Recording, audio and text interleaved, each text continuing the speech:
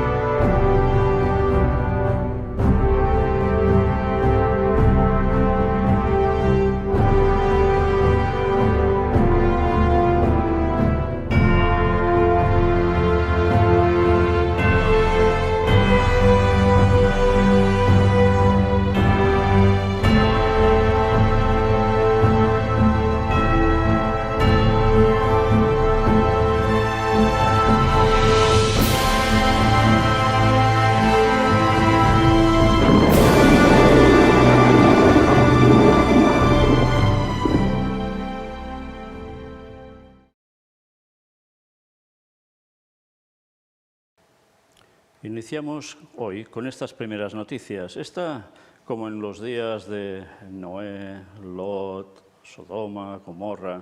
Fijaos en la camiseta que lleva este jugador, en el número. ¿Os dais cuenta? Es la bandera del arco iris, pero no del auténtico, ya lo sabéis. Con lo cual, evidentemente, ya dais referencia automáticamente a qué se refiere el llevar este número. No solo él, todo el equipo. El Tolosa aparta 5 jugadores por no llevar la bandera irisada. El conjunto francés ha decidido dejarlos fuera de la convocatoria por el partido contra el Nantes. Esto es en la Liga Francesa. Cuando miras de dónde proceden los jugadores, son de países donde quien manda el Islam, básicamente, con lo cual deben ser musulmanes y ellos no son partidarios de estas cosas. Y el club dice que respeta la opinión de ellos, pero que ellos deben respetar que sean dejados fuera de la convocatoria. Fijaos qué medida de presión, ¿eh? Bueno, sigamos. En China, masacre. Mata a la familia de su amante y atropella a una decena de personas mientras escapa. Y en México, en Latinoamérica, una pelea entre reclusos deja 3 muertos en una cárcel de la Ciudad de México. En Nigeria, en África, 4 muertos en un ataque a un convoy estadounidense. Y una desgracia muy peculiar. Un hipopótamo mata a una persona y deja al menos 20 desaparecidos tras embestir una canoa en Malawi. Impresionante, ¿eh? Bueno, pues lluvias e inundaciones. Italia sigue en alerta roja. Ya son 9 muertos y 20.000 evacuados por las fuertes lluvias que arrasan la Emilia-Romagna. Y también unas 400 personas han fallecido en el ciclón Mocha. Y un naufragio. Un barco pesquero chino naufraga en el Océano Índico y deja 39 desaparecidos. Y esto de ayer a hoy, ¿eh? Bien, pues añadimos algo que puede resultar más o menos gracioso, para otros preocupante, tiene que ver con ciencia y tecnología, y es que Tesla muestra las nuevas capacidades de sus robots humanoides. Para algunos van aún, bueno, como un trasto. Para otros es un gran avance. Mirad el vídeo. Cuando os fijáis en los movimientos que van consiguiendo, es interesante porque ya empieza a hacer unos movimientos de manos y de articulación de brazos interesante para realizar varias cosas.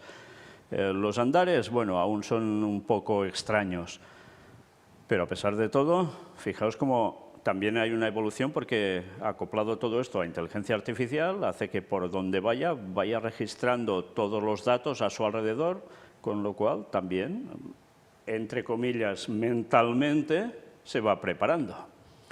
En fin, la evolución a nivel robótico no para.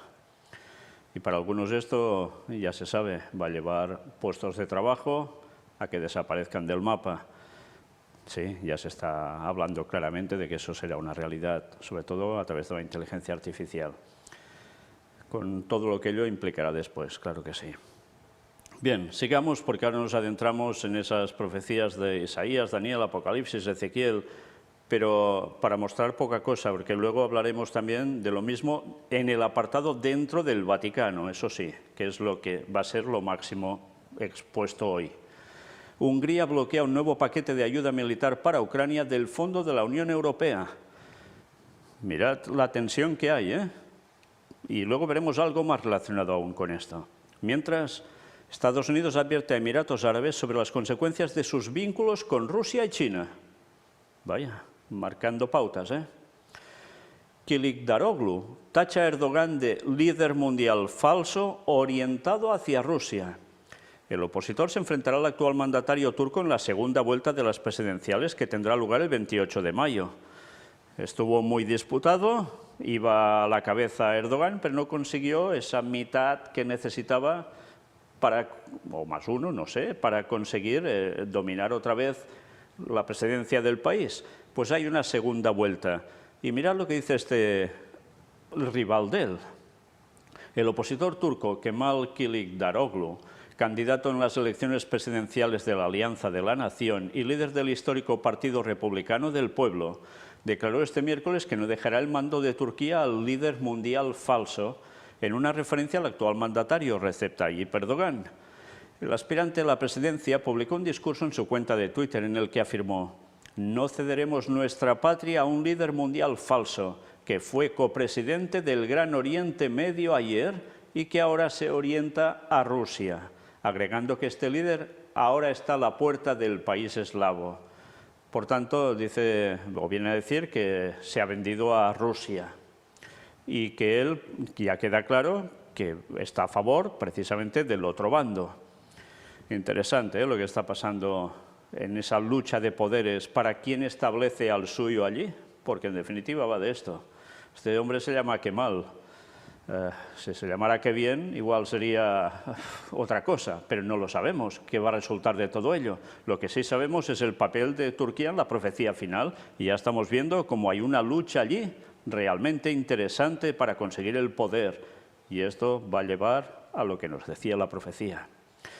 Y mirad, otro señor que parece de tiempos inmemoriales, este 27 de mayo va a hacer 100 años, y es Henry Kissinger.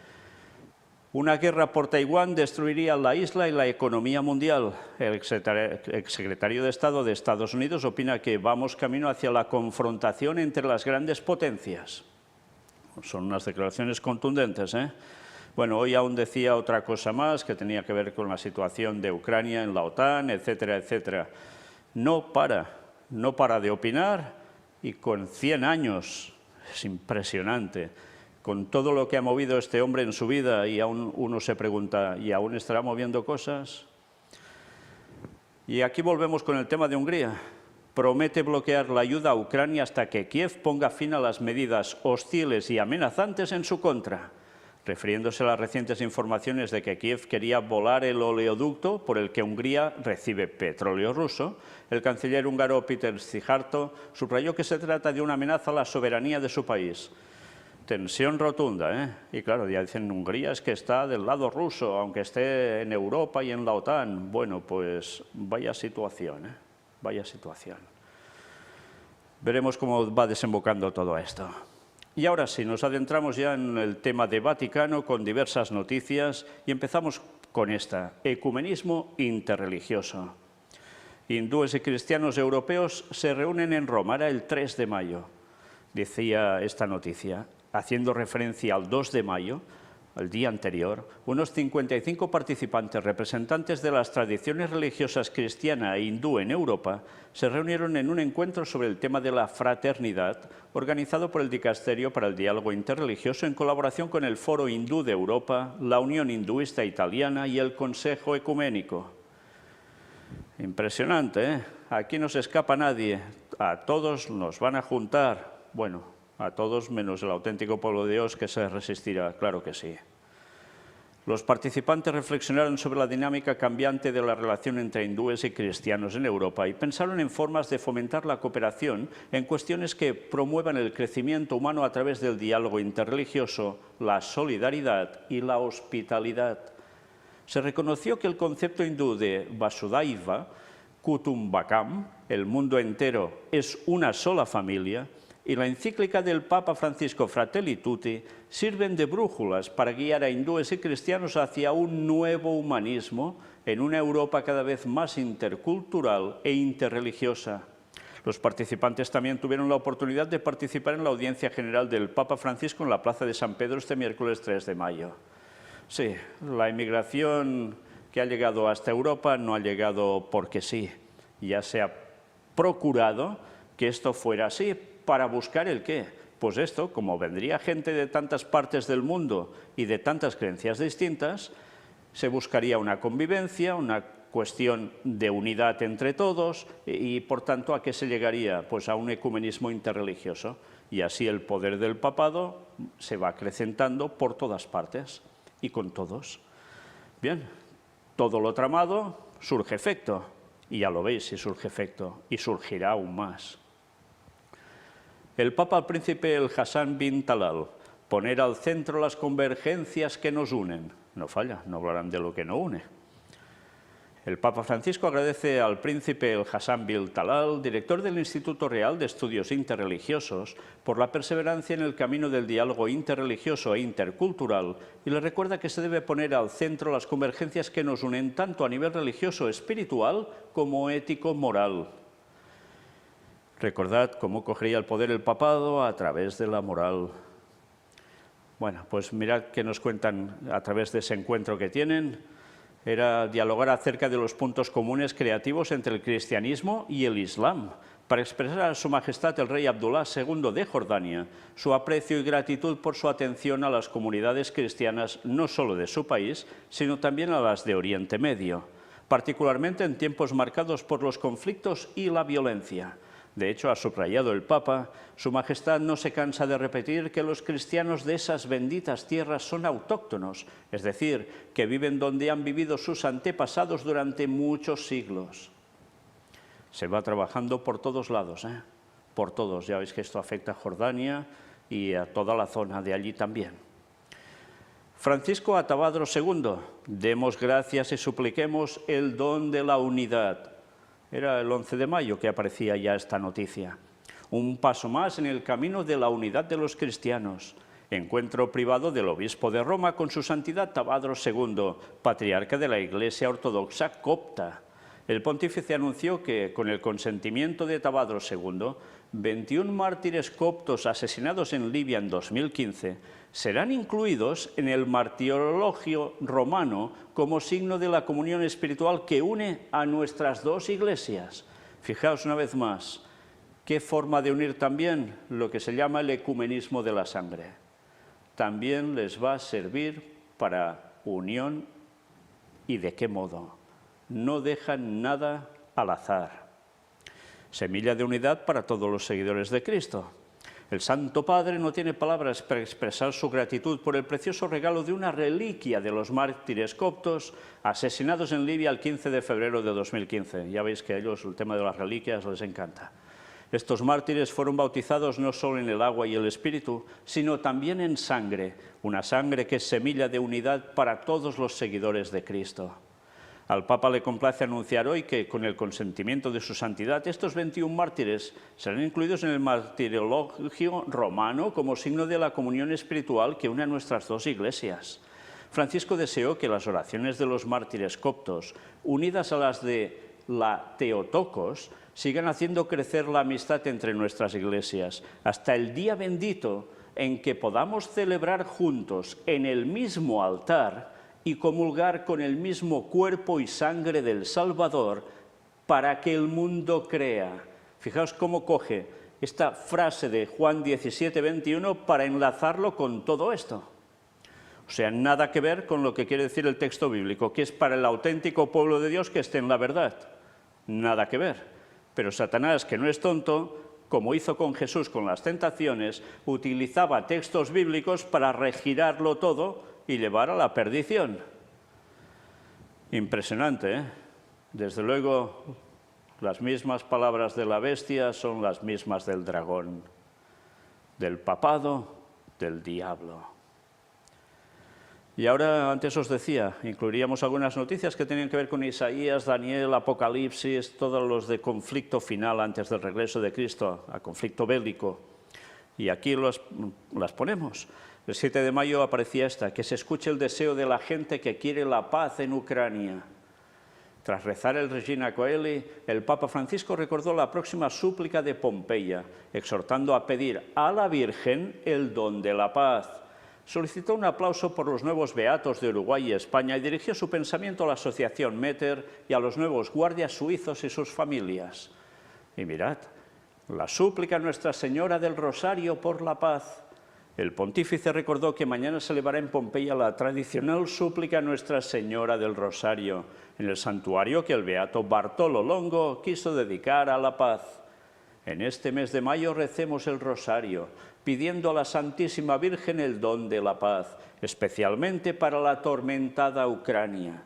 Que los gobernantes de las naciones escuchen el deseo de los pueblos que sufren y quieren la paz. Y se despidió, como es costumbre, deseando a todos un feliz domingo y pidiendo que, por favor, no se olviden de rezar por él. Sí, ya pueden ir rezando por él ya, porque lo que le espera, con el juicio de Dios, no se lo va a quitar nadie. Pero interesante, nunca lleva a la gente a Dios. ¿A quién lleva? A Semiramis. Sí, bueno, para muchos lo que creen que es la Virgen María. Y todo con un rosario, con unos mantras. Qué triste, ¿eh? Y cómo lían ellos el conflicto y después van pidiendo que, la gente quiere paz, pues hay que darles la paz. ¿Y de qué modo? Pues como ellos quieran, claro. Como el papado quiera, es lo que buscan siempre. Sigamos. El 17 de mayo, hay mucho sufrimiento en Ucrania, recemos para que vuelva la paz. Fijaos que es un continuo, ¿eh? Y Parolin decía también el 17 de mayo, aparecía esta noticia: Europa no puede aceptar que continúe la guerra de agresión en Ucrania. Clarísimo, ¿eh? Paz definitiva y justa en Ucrania. Continuando en la misma línea, el cardenal Parolin dijo que Europa no debe olvidar al pueblo ucraniano que sufre y muere. No podemos aceptar pasivamente que continúe la guerra de agresión en ese atormentado país, afirmó. El cardenal secretario de Estado concluyó su breve intervención en la cumbre del Consejo de Europa, asegurando que la Santa Sede hará todo lo posible por la paz en Europa y en el mundo. Es el momento de pasar a la acción y establecer una paz definitiva y justa en Ucrania y en todas las demás zonas denominadas grises de Europa, afirmó. ¿Será la zona de los Balcanes? ¿Será alguna otra zona también? Bueno, pues en definitiva siempre vamos a lo mismo. Se genera el conflicto y después se quiere dar la solución y el que da la solución queda como el bueno de la película, ¿no? Pero ¿habrá ese bueno de la película muy pronto o primero tendrán que cumplir unos objetivos con Rusia? ¿Qué es lo que buscan? Pues no son los únicos los que buscan objetivo Rusia, también tendrán objetivo China y lo vamos a ver pronto. Pero mientras, más de lo mismo. Ya sabéis de qué va cuando pongo este titular, ¿no? Una diócesis católica de Estados Unidos se declara en bancarrota tras más de 330 demandas por abusos sexuales. Todo en esta quiebra nos parece mal, comentó Survivors Network, organización que apoya a sobrevivientes de abusos sexuales por parte del clero, que considera que todo se trata de guardar dinero y secretos.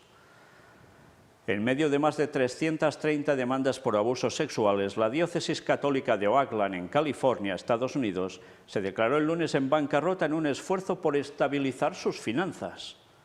Las demandas se originaron después de que una ley de California, aprobada en 2019, levantara temporalmente el plazo de prescripción de las acciones civiles y permitiera a las víctimas que sufrieron abuso sexual cuando eran menores de edad presentar demandas durante un periodo de 3 años, desde el 1 de enero de 2020 hasta el 31 de diciembre de 2022.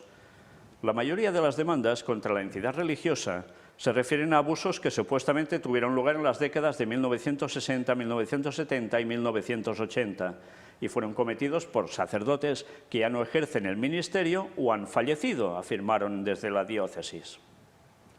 Hicimos la declaración de quiebra porque creemos que este proceso es la mejor manera de apoyar un resultado compasivo y equitativo para los sobrevivientes de abusos, al tiempo que garantizamos que seguimos prestando los servicios esenciales, escribió el obispo Michael C. Barber en una carta dirigida a los feligreses. Según él, la bancarrota permitirá a la diócesis estabilizar sus finanzas y continuar la sagrada misión que le confiaron Cristo y la Iglesia. Nuestras escuelas no se verán afectadas ni tampoco, por ejemplo, las caridades católicas o los cementerios católicos. Los empleados cobrarán como de costumbre y sus programas de prestaciones continuarán sin interrupción, aseguró. Además, reveló que aunque el plazo de prescripción se cerró el 31 de diciembre de 2022, las reclamaciones recibidas antes de esa fecha se siguen tramitando y la diócesis sigue recibiendo notificaciones de estas. A fecha de hoy, tenemos más de 330 reclamaciones, detalló. Con sus recursos financieros actuales, la entidad religiosa no podría asumir la carga de litigar esta cantidad de demandas, lamentó Barber. O Barbé, no sé, porque me parece un apellido catalán, que fueron unos Barbé allí, precisamente. Estoy profundamente apenado por esta realidad y rezo a diario por todos los afectados.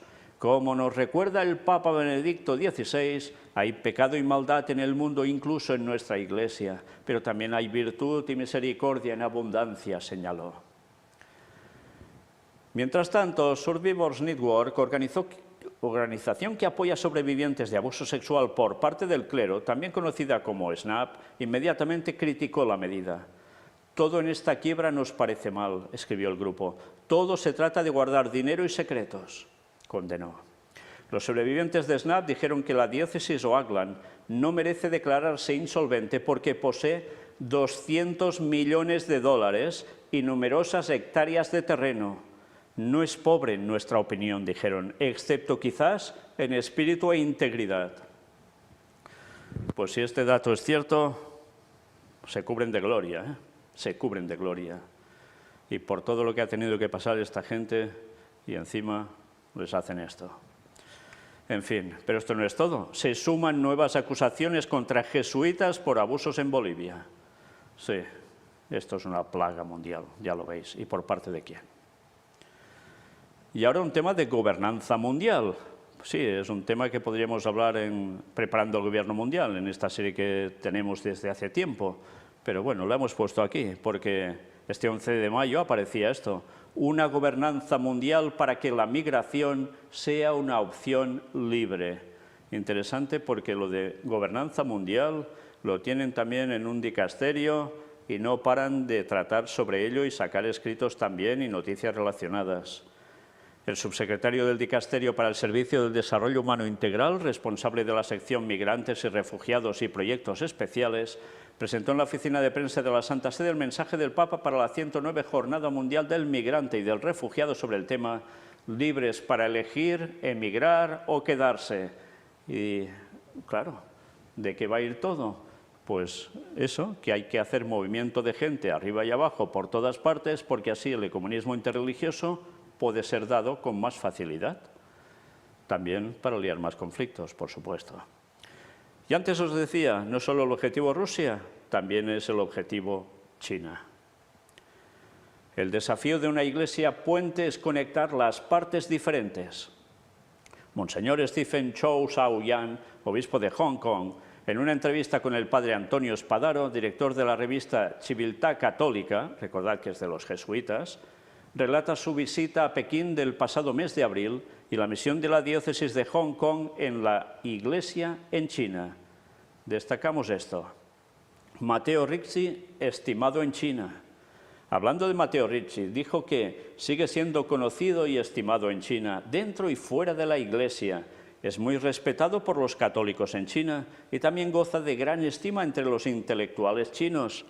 Incluso el presidente Xi rindió homenaje a Ricci en uno de sus discursos a la comunidad internacional. Recordemos que Matteo Ricci fue un jesuita enviado precisamente ¿para qué? Para poner a China bajo los pies del papado, ¿eh? Y mira por dónde hasta Xi Jinping llegó a decir algo sobre él y en un buen tono. El Papa Francisco y China. Sobre el Papa Francisco dijo que muchos católicos aprecian lo que está haciendo por la Iglesia en China. Los obispos que he conocido durante este viaje tienen una disposición positiva hacia él, pero los que están en contra del acuerdo provisorio parecen más bien prejuiciosos hacia él. Por tanto, hay una división en China sobre el Papa Francisco por parte de los mismos católicos, ¿eh? Sin embargo, explicó, por lo que vi y leí, así como por la actitud de los católicos que conocí durante mi viaje, diría que una gran mayoría de católicos en China son leales al Papa Francisco y esperan que el acuerdo provisorio traiga cambios deseables para su Iglesia, incluido un encuentro entre el Papa Francisco y el presidente Xi. El gobierno chino también siente un gran respeto por el Papa Francisco. Sus miembros aprecian especialmente su amplitud de miras y su carácter integrador. Monseñor Zhou concluye, dado que el Papa Francisco ha expresado su amor por el pueblo chino y su esperanza de visitar China, no sería sorprendente que el gobierno chino también quisiera que esto se hiciera realidad. Rezamos para que así sea, no solo por el Papa Francisco o por China, sino por todo el mundo. Ellos son conscientes que si China no se doblega al Vaticano, se va a liar. Y vaya que si se va a liar, que va a afectar a todo el mundo. Lo saben muy bien y ya lo están preparando. Y es evidente que los chinos, bueno, especialmente los gobernantes, saben de qué va el tema con los jesuitas, porque seguro que no ignoran su historia y cómo tuvieron que ser sacados de allí, como de tantos otros lugares, porque solo hacían que llevar el mundo, a cada país del mundo, mejor dicho, a los pies de Roma sí o sí, como fuera. Bueno, pues evidentemente el objetivo del papado no solo es Rusia, también es China. Y una vez más deberíamos recordar lo que nos dice la profecía de Daniel 11, versículos finales al respecto. Bien, sigamos ahora con unos sellos. El Papa en la proa de un barco guía a los jóvenes hacia el futuro. Sí, esto tiene que ver con la Jornada Mundial de la Juventud que se celebrará en Lisboa a inicios de agosto. Y mirad qué sello tan bonito, ¿eh?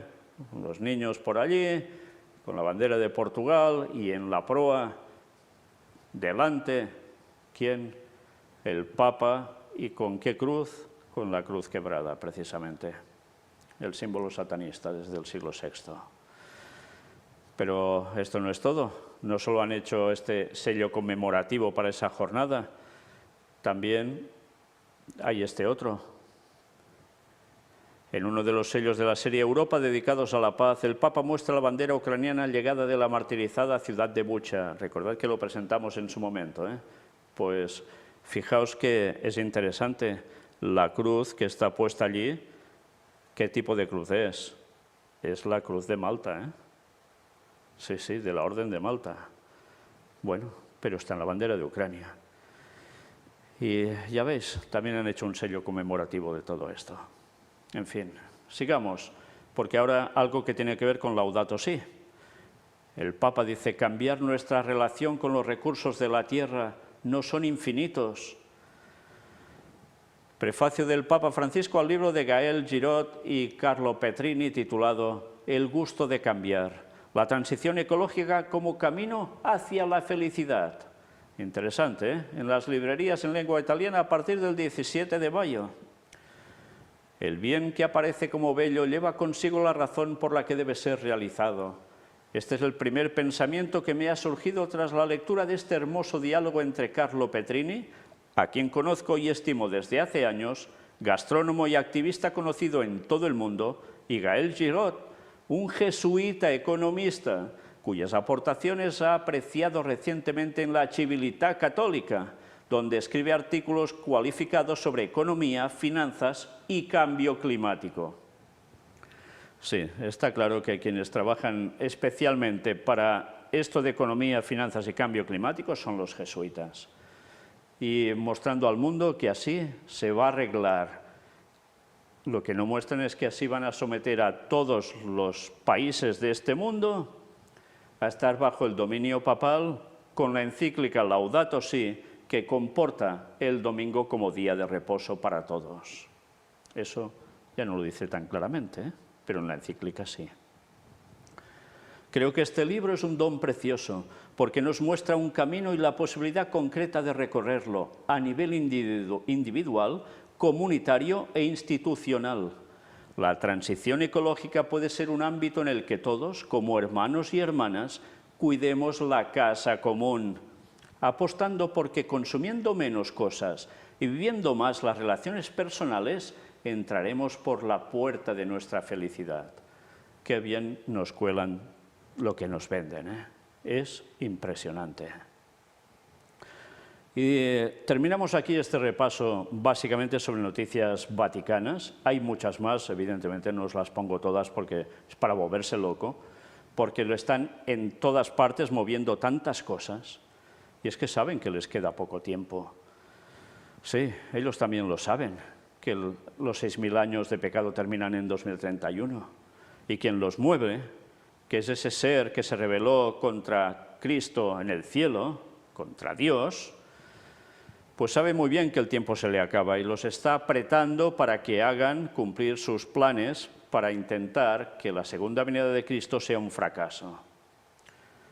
Pero no lo va a conseguir, no lo va a conseguir.